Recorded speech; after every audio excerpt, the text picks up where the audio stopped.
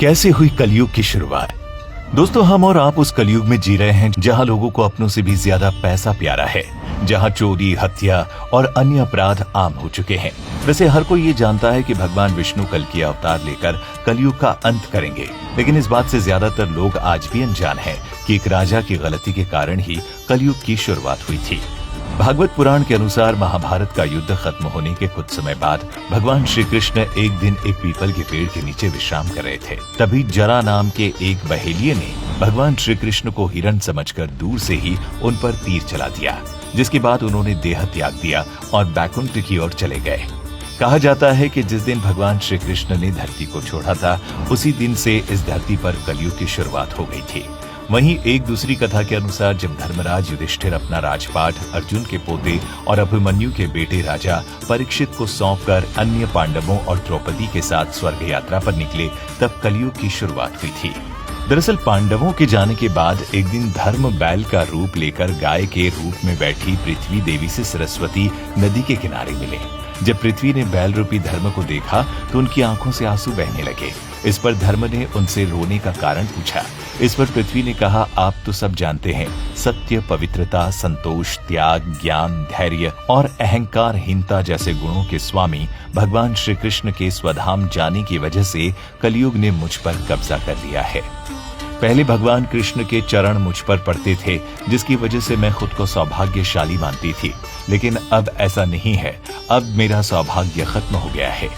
अभी बैल रूपी धर्म और गाय रूपी पृथ्वी एक दूसरे से बात कर ही रहे थे, तभी वहां असुर रूपी कलयुग पहुंच गया और दोनों को मारने लगे।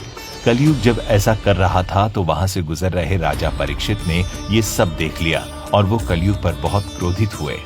इसके बाद राजा परीक्षित ने कलयुग को मारने के लिए जैसे ही अपना धनुष उठाया, कलयुग घबरा गया और राजा परीक्षित से माफी मांगने लगा। राजा परीक्षित ने अपनी शरण में आए कलयुग को मारना सही नहीं समझा और उसने कहा कि कलयुग तो मेरे शरण में आ गया है, इसलिए मैं तुझे जीवन दान दे रहा हूँ, लेकिन अधर्म, पाप, झूठ, चोरी, कपट, दरिद्रता जैसे कई पापों का मूल कारण तू ही है, इसीलिए तू अभी मेरे राज्य से निकल जा। राजा परीक्षित की ये बात सुनकर कलयुग ने कहा, महाराज, पूरी पृथ्वी पर आपका निवास है। पृथ्वी पर ऐसा कोई भी स्थान नहीं है जहाँ आपका राज्य ना हो। ऐसे में मुझे रहने के लिए स्थान प्रदान करें।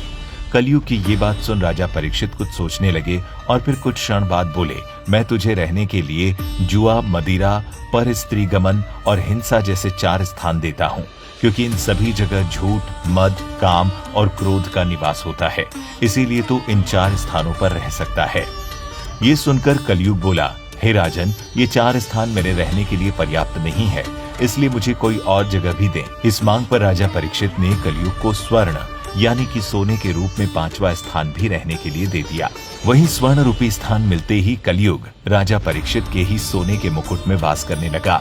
और एक बार जब राजा परीक्षित ने ध्यानमग्न शमिक ऋषि से पानी मांगा तो कोई उत्तर नहीं मिलने पर उनके मुकुट पर वास कर रहे कलयुग के प्रभाव से ही राजा परीक्षित ने ऋषि के गले में मरा हुआ सांप डाल दिया था, जिसके बाद 7वें दिन तक्षक सांप ने राजा परीक्षित को डस लिया था।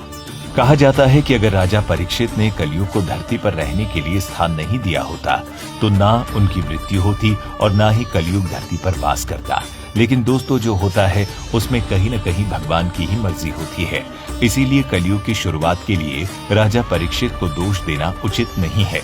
वैसे अगर ये कहा जाए कि अब कलयुग का अंत निकट है तो इसमें भी कुछ गलत नहीं होगा, और अगर आपको कलयुग से बचना है तो एकमात्र यही तरीका है कि हमें वेदों की ओर लौटना होगा, हरि कीर्तन करके खुद को सुरक्षित रखना होगा, क्योंकि ऐसा पुराणों में कहा गया है।